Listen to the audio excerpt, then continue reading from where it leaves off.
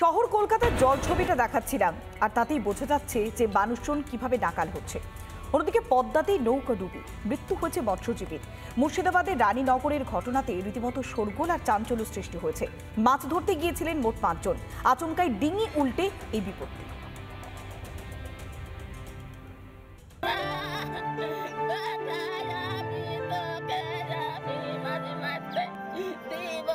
মাছ ধরতে গিয়েছিলেন 5 জন, আচমকাই উল্টে গেল ডিঙি নৌকা। কোনো রকমে পাড়ে এসে প্রাণ বাঁচালেন 4 জন। ঘণ্টাখানেক পর একজনের দেহ উদ্ধার হলো। সকালবেলা এই মাছ ধরতে যাই, আমরা 5 জন গেছিলাম, দিয়ে মাছ ধরে দিয়ে ডোঙাটা হঠাৎ ডুবে গেছে। তো 4 জন আমরা উঠেছি, আর একজনও উঠেছে। ও সাঁতার কম জানতো, ও সাঁতার জানে না, আমরাও সাঁতার কম জানি। আমরা চিল্লিয়ে চাল্লিয়ে ওই দিক থেকে লোক এসে আমাদেরকে বাঁচায়।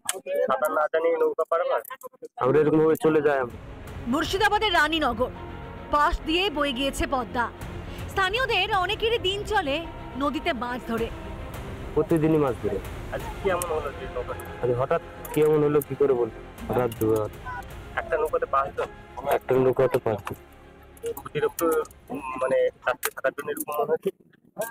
বলতে ছেলের কিন্তু যাই আমরা মাঝে সাথে, আর হঠাৎ মিডিলে দিয়ে বসে গেল। বর্ষায় নদীতে জল বেড়েছে।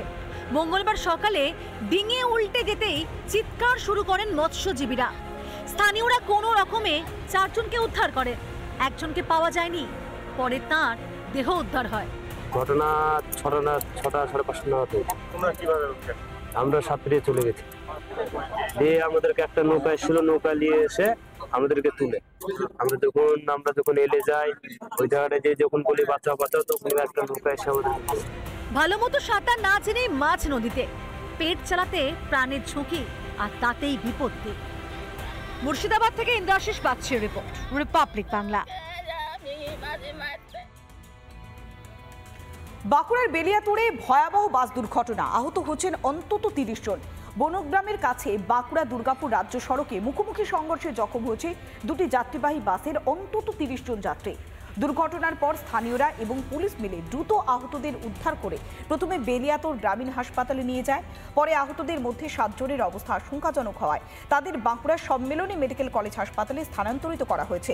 পুলিশ সূত্রে খবর যে দুর্গাপুর থেকে বাঁকুড়াগামী একটি বেসরকারি বাস এবং বাঁকুড়া থেকে তারকেশ্বরগামী আরেকটি বাস বেপরোয়া গতিতে চলছিল।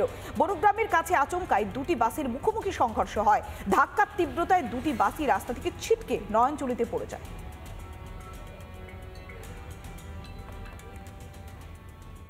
হালকা বৃষ্টি পড়ছিল, বৃষ্টি পড়তে পড়তে গাড়ি একটা ওভারটেক করলো। ওভারটেক করার পর ওইটা থেকে একটা গাড়ি চলে এলো, বাস চলে এলো। 5 টাকা মারলো আমাদের বাসটা একদম নিচে, সেখানে ছিলাম আমি ভিতরে, কিন্তু পুরোটা একদম বাসের দোষ। আহত একটা বাসের মধ্যে মোটামুটি 3 জন মারা গেছে। নির্বাচন এখনো বেশ খানিকটা বাকি রয়েছে, তার মাঝেই নদিয়ার নবদ্বীপে বিজেপি কর্মী খুন হয়েছিল। সেই খুনের ঘটনাতেই 7 দিনের মাথায় অবশেষে গ্রেফতার করা হয়েছে একজনকে, এবং এফআইআরে নাম থাকা অন্যতম অভিযুক্ত অরিন্দম মণ্ডল ওরফে ছোট্টুকে বীরভূমের সাঁইথিয়া থেকে অবশেষে গ্রেফতার করেছে পুলিশ। খুনের ঘটনার পর থেকে সে পলাতক ছিল। ধৃত অভিযুক্তকে আজই আদালতে পেশ করা হয়েছে। আমরা অরিন্দম মণ্ডল বলে ইয়াস ছোট একজন এফআইআর নেওয়া আসামি। সোর্স ইনফরমেশন এবং এরা মানে যেহেতু লেট ইনফরমেশন ছিল, যার জন্য এরা পালাতে পেরেছে ডিস্ট্রিক্টের বাইরে। তো আমরা কালকে বীরভূমের সাঁইথিয়া থেকে একে নিয়ে এসেছি, আমরা সোর্স ইনফরমেশনই ধরেছি। বাকি অভিযুক্তদের খোঁজে আমাদের সমস্ত রকম তল্লাশি চলছে। নানা ধরনের কন্টেন্ট দেখার জন্য লাইক করুন, শেয়ার করুন আমাদের ফেসবুক পেজ, সাবস্ক্রাইব করুন আমাদের ইউটিউব চ্যানেল। পাশাপাশি অন্যান্য ব্রেকিং নিউজের জন্য অবশ্যই চোখ রাখুন রিপাবলিক বাংলায়।